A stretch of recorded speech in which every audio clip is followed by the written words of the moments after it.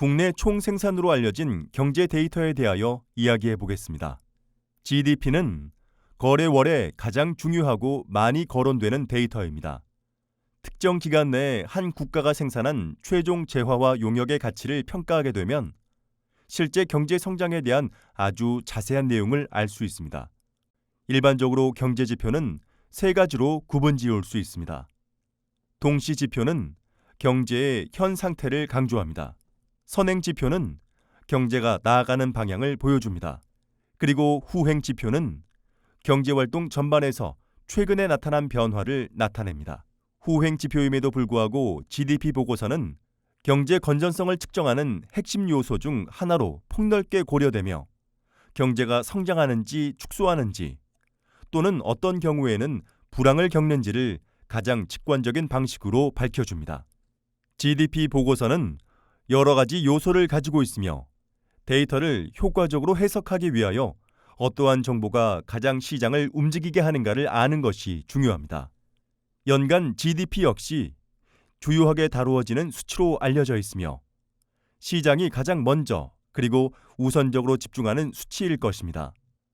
어떤 데이터든지 수치가 시장의 컨센서스와 일치하는지를 판단하기 위해서는 조사에 참여한 애널리스트들의 기대 범위를 아는 것이 유용합니다. 기억하실 점은 기대치 중위값에서 크게 벗어날수록 매우 취약한 반응을 보게 될 가능성이 높다는 사실입니다. 다음으로 가장 중요한 수치는 수정치입니다. 정기적으로 GDP는 수정됩니다.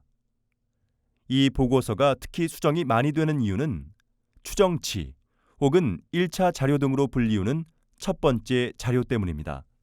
첫 번째 자료는 정해진 분기가 끝나는 첫 달에 발표되며 대략의 추정치인 여러 가지 수치가 포함됩니다. 이러한 추정 데이터는 추가 정보가 나타남에 따라 이후 매 두 달에 한 번씩 수정되며 그 결과 2차 그리고 마지막으로 3차 GDP 자료가 발표됩니다. 역사적으로 시장은 전망치 혹은 1차 발표에 가장 크게 반응하는 경향이 있습니다. 최종 보고서가 알려질 때쯤이면 수치는 이미 어느 정도 시장에 반영된 상태입니다.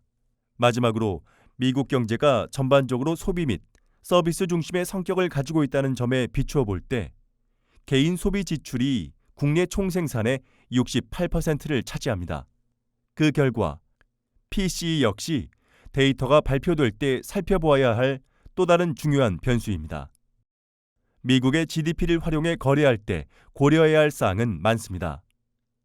이와 같이 발표되는 지표들은 데이터를 이해하고 준비한 트레이더들에게 많은 기회들을 줄 수 있습니다.